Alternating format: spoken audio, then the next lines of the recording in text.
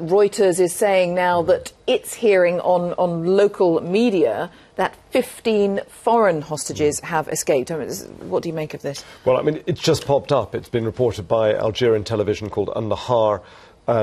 Can't substantiate it yet. That would be quite surprising. They're saying it includes 2 French hostages. That would rather contradict all the other accounts that are coming out of this situation, which appears to show that the hostage takers have got the situation pretty much under control from their point of view, got it in lockdown, as it were, that they've got all the foreign, i.e. non-Algerian hostages corralled into one part of the facility, some of whom are reported to be tied up. There are even reports some have been rigged to explosive belts, while the Algerian hostages have been treated differently. They've been given a bit more freedom of movement, and there are reports on Algerian state media in the last few minutes that 30 of them have escaped or possibly been allowed to be released. What you've got here, Jane, is a really difficult and tense standoff. This was a well-planned, well-executed raid. It's possible, there's some speculation it was some kind of inside job, because they seem to have overpowered and taken over this facility with comparative ease, although obviously there has been some shooting, and that's probably where the fatalities occurred right at the beginning yesterday in the initial shootout. The Algerian forces have surrounded the base. The kidnappers say, move back, we're not even going to talk about negotiations until you move back. They won't move back. They're trying to keep it in lockdown.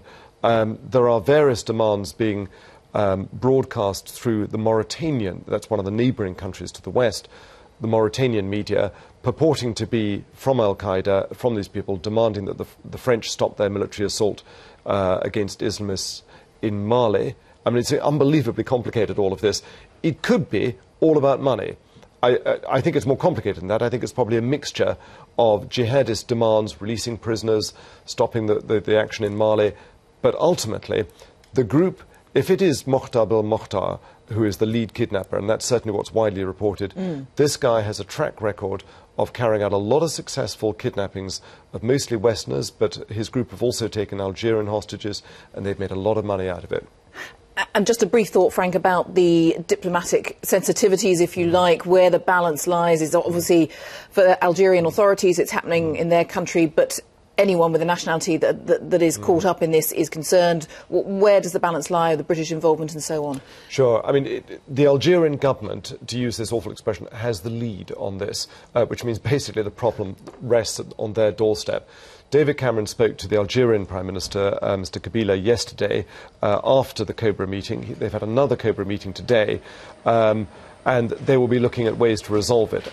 I don't know if the Algerians have requested anything. I think it's not helpful when some of the media here in Britain start speculating about SAS on standby, etc. That's only going to raise tensions and make the kidnappers all the more jittery. That is a last resort, that kind of thing, and it's, you know, they want to try and resolve this by negotiation. So I suspect that sooner or later, unless anything dramatic happens, it will settle down into a kind of, okay, well, this is what you're demanding. We can't do that, but how about this? It becomes a hostage negotiation with people released in dribs and drabs, and then eventually some kind of resolution, hopefully,